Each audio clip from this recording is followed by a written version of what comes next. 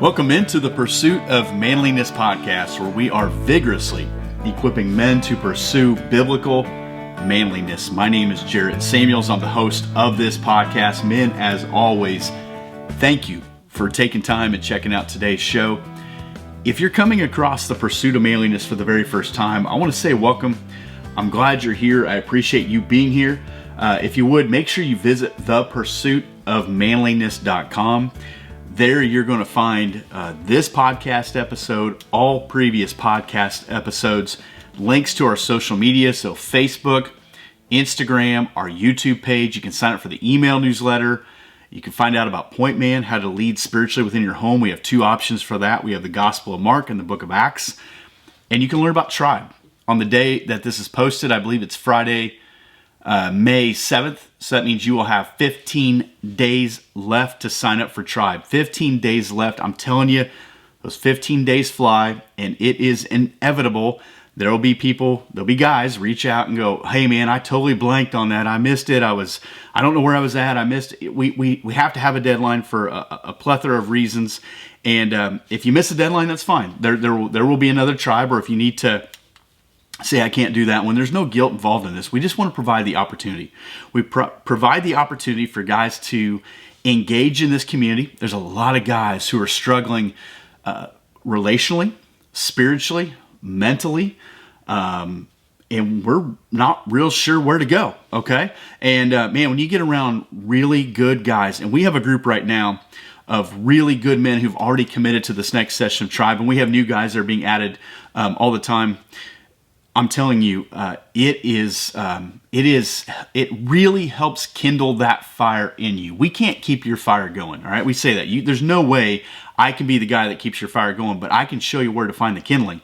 And that's what we do in Tribe. We show you where to find the kindling. We show you with other guys, hey, this is how we're doing it. And I'm telling you, it's nothing short of remarkable what God does in a community of men like that. So go to their thepursuitofmanliness.com/tribe. If you're in our gear store, you can see there's some gear available. There's going to be a number of new products added towards the end of May, if not 1st of June, depending on when they arrive. Custom stuff just takes a while. I'm really looking forward to that. I'm trying to hold off before sharing too much about those things. Just things that we think would be very good for men, things that we think would communicate well what the pursuit of manliness is about, but even beyond that, what you're about, that you're a man of presence, that you add value. And we talk all the time about being men of presence, that when we show up somewhere, there should be value added.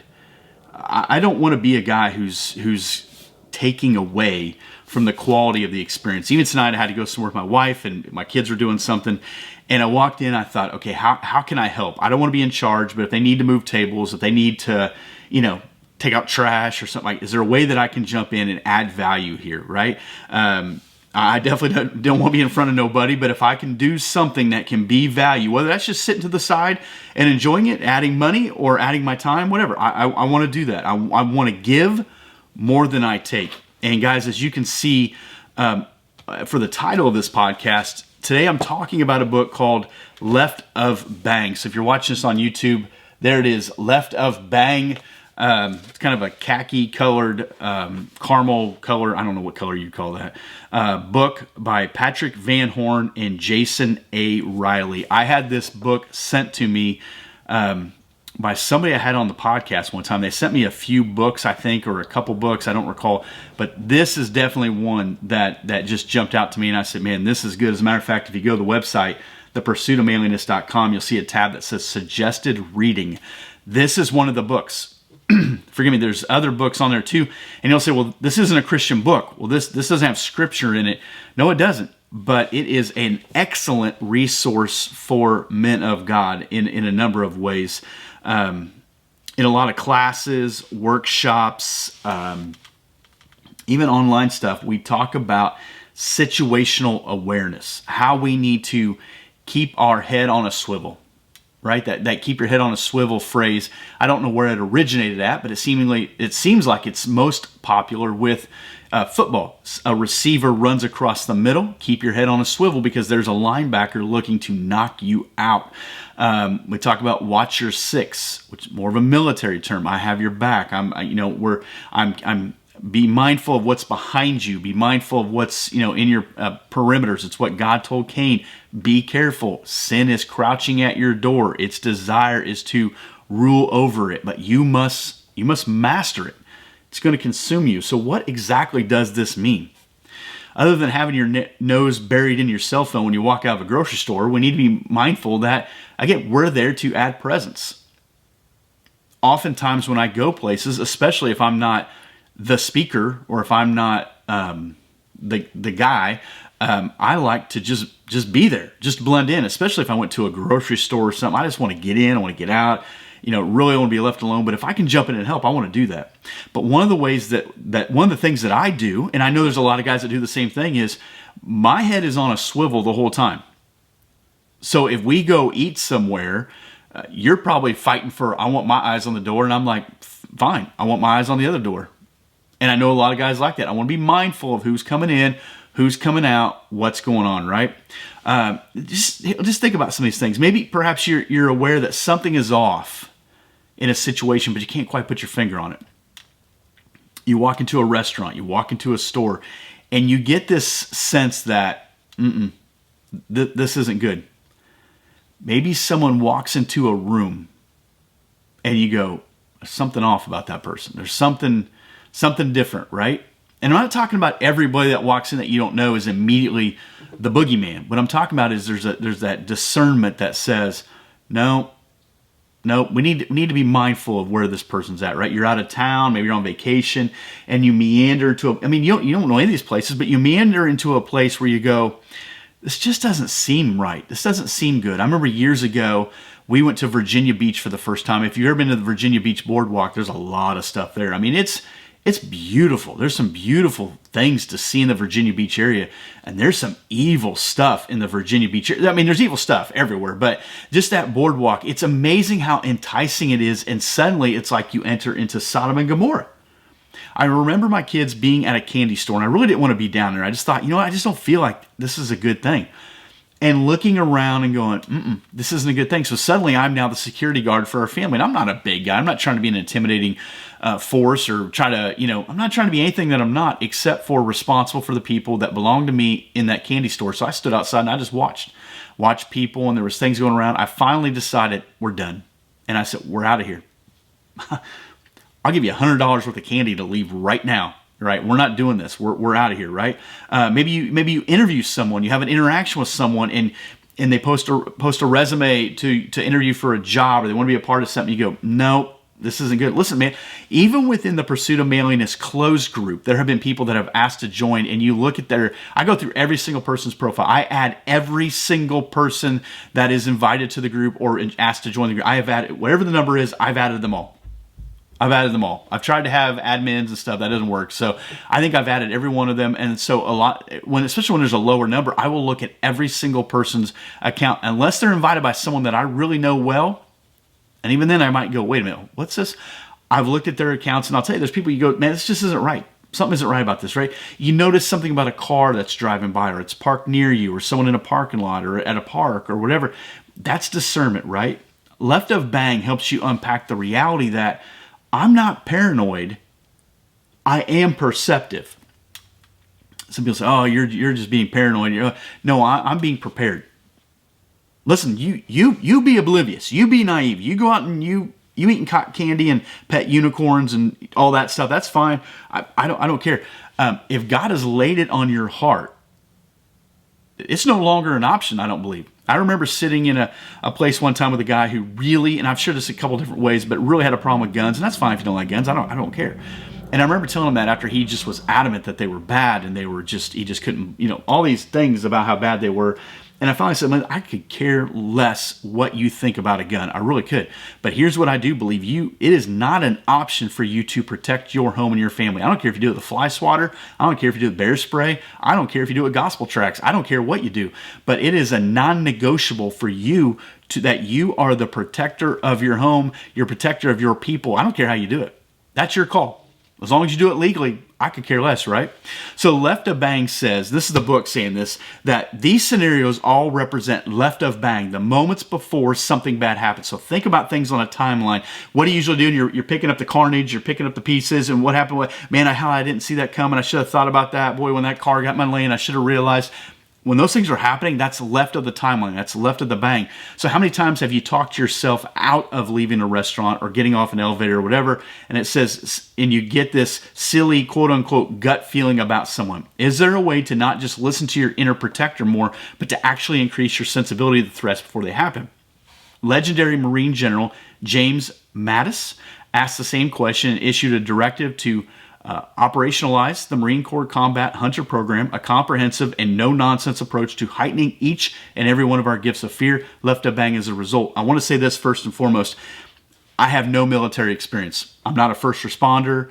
I've never done those things. I have the utmost respect for them. I think our military and first responders, we should, as a country, give them way more honor than we have ever given them. I think if you served in the military for a certain period of time in America, you should eat free. There should be something that is over the top that says, thank you for doing what most of us don't really want to do. I think that with first responders, I just believe that. And I'll tell you what, with the pursuit of manliness, we have a ton of military and first responders, those people on the front lines, a ton. And one of them is the guy that sent me this book. I won't say what he does or who he is or anything. But so when I say these things, they know, those guys that know me, and hopefully you understand this, I'm not trying to pretend like I'm one of those guys, because I'm not. But I do believe, like them, that I have a responsibility to protect my camp.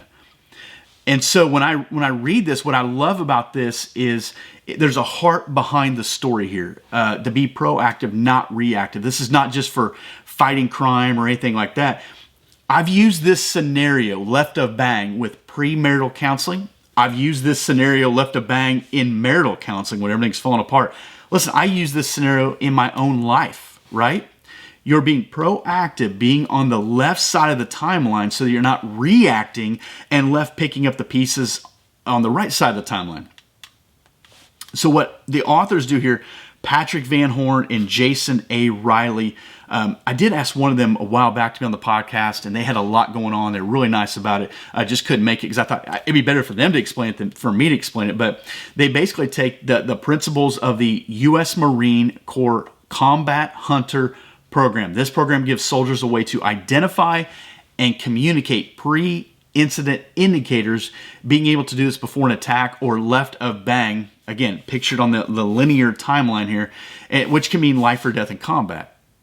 This book is written with the military perspective, and that's why I say this. I'm not a first responder. I'm not a military guy. But what it does is it takes this text, it takes the examples, and it puts into civilian application. There's another book by Eric Davis, who I think was a Navy SEAL. It's an excellent book. So what you'll see as you go through this book, that while the cultures of what these guys have wrote about and while the context that is referenced is not, it's not where I live. When they're talking about being in these other countries and these villages, and it's not where I live, but here's what you'll find. The human heart is the same across the planet. The human heart is the same no matter where you go on this planet. There's people who love God and they have a healthy and holy fear of Him. There's people that don't love God or really know Him, but they still have that goodness written on their heart. They're missing Jesus, right? And then there's evil. And evil, it doesn't matter what continent you live in. It doesn't matter anything about you. Evil is evil. And that's what they're trying to say here. They're trying to unpack the idea that the condition of the human heart, it's universal. Evil is real, and it's looking for an opportunity. So what can we do as men if you have that sheepdog mentality to be aware of your surroundings? Listen, this idea of being aware of your surroundings is true not just in a battlefield, not just if you're wearing a uniform or if you're on the clock. Listen, this idea of there's a threat to me. There's a threat to my own sanctification. What God is desiring to do in my life, there's a threat to that at all times. There's a threat to my home. And I'm not just talking about a literal, physical threat of someone trying to break in, but a threat to my home. Evil would love to have any loophole to get into your house in any way, whether it's through your devices, through your tongue, through your phone, through evil is it's like water. Water finds the weakest spot. That's what evil does, looking for whatever is weak. Evil's looking for any way into destroying your marriage.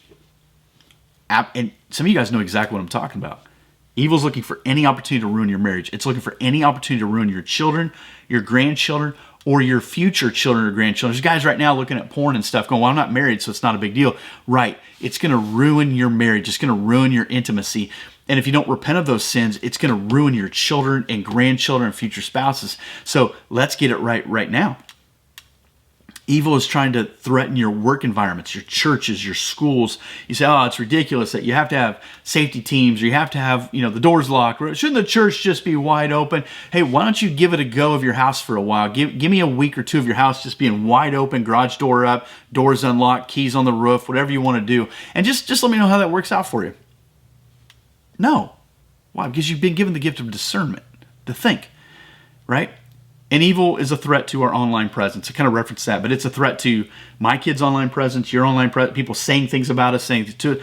I'm telling you right now, many of you guys know I'm a pastor. I think people just want to befriend pastors on Facebook sometimes so they can keep tabs on what he's doing. Because there are people who we're not making each other better. We're not like building our friendship, right? But boy, if you say something, if you do something, if you whatever, they'll lord it over you. Never nothing encouraging. Just want you to know I'm watching you, what you're doing here, right? Yeah, avoid those people, right? I remember a piece of advice somebody gave me one time. And they said, when you get home and you get out of your car, actually when you get anywhere out of your car, count the people. I thought that was interesting. Count the people. And what they're saying is, even if you get home and it's pitch black and you go, man, I can't see nobody, or I live out in the country, there's nobody out here, just you're looking for something. You're counting people. 0. Great. 1. Wait, who is that? You do it in a grocery store. I know you probably don't count people, but you just look. I'm going to tell you right now, if someone is up to no good and they're watching you with your head on a swivel, they're going to question you too. Like, I don't know if I could pull one over on this guy, right? Keep your head on a swivel, right? And maybe 0, but listen, what you're doing is you're learning to identify what is around you. In other words, you keep your head on a swivel so you'll be quicker to identify things that are not normal. Wait, that guy wasn't here, and now he's here. That car's been parked across the street. That seems strange that that's going on there. That person has stood over there, and they don't make eye contact with nobody.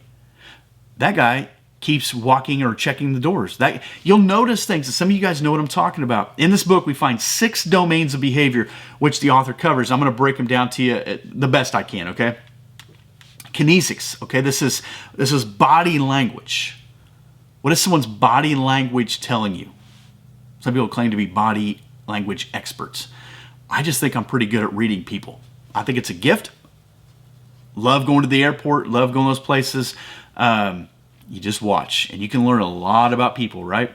Maybe that comes from not liking to shop, and so you sit on the bench, you hold the purses, you hold the bags, you hold the Build-A-Bears, and you just watch people, and you can figure some stuff out, right? So you're looking for body language. The next one is biometrics. Physiological reactions to stress. The person in the checkout line at the grocery store ain't handling this well. A guy over there at 3 lanes over, he's coming unraveled. You can see it. The heat's on, and when it's July in the church, man, we're sweating. When stress happens, character and intentions are revealed. So we're talking about body language. Physiological reactions to stress. Forgive me. So we already did body language. The stress reactions. Okay, when things get stressful, places get crowded. I've shared before. I remember like on a Black Friday once we were going to a basketball game, which was a terrible idea. Eating in a food court before the game, even a worse idea. The place was packed. So I'm looking around. I'm looking for who's on my side. How do you know who's on your side, Jarrett? You know. I'm looking for who's on my side. I'm looking for how do I get out of here if I need to. How do we, I remember my wife say, "You're not going to eat. You're going to sit down the whole time." I'm not sitting down. I'm standing. I'm watching people. This is a stressful environment, and things unravel quickly, right? Proxemics, easy for me to say. Proxemics, the proximity or movement between people and places. You're looking at distance. You're looking at gaps. You're starting to notice that doesn't seem right. I mean, you've seen it like on a highway. The car tailgating someone. You're like either they're together or they're going to be, fisticuffs here in a minute. Something's going to happen. It's too close, too tight, too whatever. You're watching things. I remember a number of years ago, we had an event, and it was open to the public, and there was a guy there who was drunk. And I just had a feeling that this drunk guy was up to no good, and he was looking to fight. Now, I'm not trying to fight anyone, but I will protect what is mine, who is mine, if necessary, right? And so I remember thinking to myself, I'm the only guy that probably feels this right now, so I'm going to stay as close to this guy as possible. Because if he lifts a fist thinking he's going to take a swing at me or someone else, you just knew he was, and after a while, he just kind of got like frustrated and left. But everything about him said, this guy wants to throw punches. Well, I'm either going to receive the first one, or I'm going to be so close to him that he can't do it. And it was hot out too. He got sick of me being that close to him. Great. See you later. Geographics, the environmental awareness. Being aware of your environment. I think that's so important. There's a couple things I say all the time that I think are non-negotiables for anyone, especially a grown-up. You must be aware of the time, and you must be aware of the weather. Those things are always happening whether you acknowledge them or not. Some people are oblivious to both of them. I didn't know it was going to rain at noon.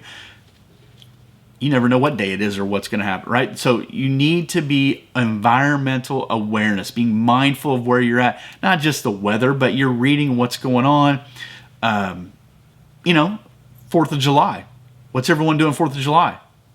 Staring up at the sky. That's a great time for someone to do something they shouldn't be doing. Be mindful of those things, right? Iconography, this is symbols. We live in such an evil world that these subtle symbols are signals and signs to perverseness, wickedness. It's good to be mindful when things are changing and what's going on, and read your surroundings. And then the last one is atmospherics. This is the mood or energy of a situation or place. You can feel it. You can feel it. I've been in sporting events and stuff where you go, this ain't good. I remember being in a store the night before Easter one time, and I thought, it is going to unravel real quick. There wasn't enough checkout people. People started mumbling. Their voices are getting louder. People are cutting in line. You're like, yep. What we have to do is establish a baseline for these domains. You can choose which anomalies that should warrant action. Okay? Someone's getting angry. It may not be the time to just go like fight or flight. You might be mindful. Maybe it's time to step in, whatever. But when do you act? When do I actually do something? When do I go across the street? When do I open my door up? When do I when do I let the manager know? When do I let the authorities know? When does it happen? Like, what triggers my action here? The authors insist that action must be taken when 3 or more indicators are observed. You go through the list and you go, all right, there's a couple things happening here. I'm telling you that we are on the cusp of something not good going on. The truth is, we don't always have the gift of time to observe and evaluate a situation, to establish a baseline for these 6 domains. You're not going to get your index card out and go, well, that's number 2, right? That's probably not going to happen. And soldiers don't always have that luxury either. People and first responders don't have that luxury. People who serve on the front lines in various forms, they don't always have that luxury to go through that list and go, well, that's one thing, but there aren't these other things, right? The authors give 3 questions to help you check your surroundings. So what do I do? How can I understand when these things are anomalies? This isn't normal. This isn't right. If there's a car parked across the street, it doesn't automatically mean that the person is evil or up to no good. It might be they're out of gas. It might be that they're lost. It may be that they're drunk and they're passed out. It could be that they're at a house down the block and all the other cars left and they're the only car left. I mean, it could mean a lot of things. So what the 3 things are this. Number 1, what is going on here? You got to evaluate. What's really going on here? I got a car across the street. I got something going. Is there people getting in and out of it? What's going on here? Number 2, what would cause someone to stand out and why? What would cause that car to park there? What would cause that person to stand by that wall and never make eye contact? What would cause that person to nervously keep going to the bathroom, right? So we're evaluating and then we're observing. The third one is this: what would I do about it? At some point, you have to act. What is the action? What is the action, right? And listen, I want you to know this. We don't have to be law and order. I'm not walking around looking to be, make a citizen's arrest. I'm just mindful, right? I want to be a presence. I want to bring a presence. They don't even need to know that I'm there. I don't walk up to the guard or security somewhere and go, I just want you to know, I've read Left of Bang, and I'm more than ready. If you need me, you give me a look, and I'll back you up. I got your 6, right? No, I don't. No, you don't need to do that. And most sane people know that, right? Like, no, you know what you know. That's the most important thing, right? Being a presence, just sometimes that's all you need to do. There's someone there. It's strange. Be a presence. I'm not going to move. There have been situations where I said, I'm not leaving. I remember being in a church one time, there's a guy in the back row, and it didn't feel right. And I sat on the end of the row opposite and just, with my peripheral vision, watched any movement he made. I'm not moving. I'm going to be here. I'm at least going to be in the way, okay? Sometimes you got to initiate the contact. Someone's been meandering the parking lot. They're, in the car. We're going to walk up and say, hey, I just want to check on you. Are you okay? What's going on? Sometimes you have to be the one that initiates the contact. Kind of like in athletics and basketball. You're driving to the hoop. You're going to initiate the contact. You're going to make the bucket, hopefully. But the idea is I'm going to start the contact. I'm not waiting for you to do it. I'm going to be the one that does it. So if someone's up to ill intent and they're being shady and you come up to them, that's why like some stores put greeters there. They say that actually supposedly slows down, shoplifting. I don't know if that's true or not. How about we stop stealing things? Let's go with that. But they say the contact with a human to look you in the eye and say, hey, we're glad you're here. Let me know if you have any questions or whatever. It can be a deterrent for people that want to steal. Sometimes asking questions, just going up and asking them. Maybe they're wearing a shirt that has a team on it. You go, hey, you like the so-and-sos? You from there? You from, whatever, man. You say, well, I don't want to be uncomfortable there. Well, they're making you uncomfortable, so why don't you make them uncomfortable? You just make dialogue with them. Sometimes what you find out is some people are just socially awkward. Some people are just, they're just a little quirky, right? And then take a stand. Depending on the situation and all those things, just remember, we're going to continue to evaluate and observe. Evaluate, observe. Take a stand depending on the situation and say, nope, this is what I feel like is called for me right now until there's something different. If there's something different, that's fine. And again, I want to go back to that. We're not looking to be law and order. We're not looking to be head of security at my local grocery store every time I walk in. I'm just looking to be aware. I want to evaluate and I want to observe. I don't need to tell my wife and kids every time I notice something that's out of order. I don't need to tell them every time. There might come a time where I say, you know what? Why don't you guys just go to the car and I'll check out. I'm going to check out here. Or you know what? Why don't we do this? Or why don't we, maybe we're just being mindful, right? So I want to get back to this. Left of Bang by Patrick Van Horne, Jason A. Riley. I looked it up today. $14.75 on Amazon. It is one of the suggested books on the Pursuit of Manliness suggested reading page. If you click on it, it'll take you right there. No, I don't get any money for it. I just want to make it easy for you to get right to where the book is. So I know sometimes if they change, the cover, if they change some things, it might be like, well, that doesn't look like what he held up there. I don't know. Left of Bang, how the Marine Corps Combat Hunter Program can save your life. $14.75. I would also encourage you to do this. Back in early October 2020, I interviewed Brian Searcy of the Paratus Group, and we talked about situational awareness, self-awareness. That's another great resource to consider right now as you think about this idea of left of bang. I think a lot of men, especially men, as I said earlier, that listen to the Pursuit of Manliness podcast, they get this. They understand this. Most guys who can get past the beard on the logo and the word manliness, for crying out loud, I think they get it. They get the idea that we don't have to be John Wayne. I don't have to come in like some, lunatic. I don't have to do anything abnormal to be a man of presence. But there may come a time when I do need to do so. There may come a time, I've done that, where I will be kind of the butt of the joke. I will make it awkward intentionally to make me the joke to initiate the contact of, I want you to know I see it. I see whatever's going on. I don't like it. I see it. And I may just stay here till you finally leave. You know, whatever needs to take place. And again, there comes a point where you may need to call authorities or whatever. But we're talking about being in malls and airports and grocery stores and schools and church programs and kids programs and all those things where you're like, I'm just observing, right? And no one needs to know that you're observing either.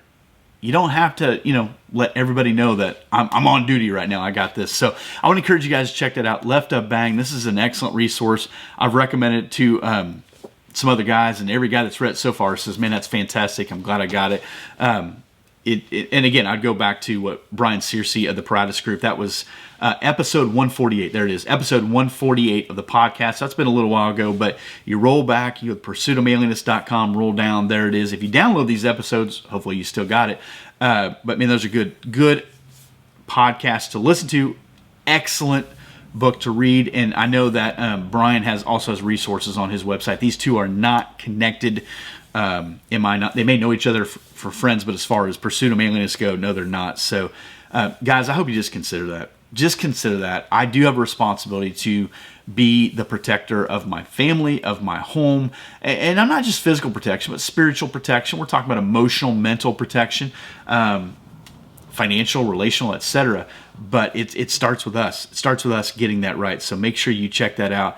As always, man, thank you guys for listening. Thank you for watching. If you're watching us on YouTube, I would encourage you, if you would, click subscribe. I want to leave you with this. Man, you need to sign up for Tribe.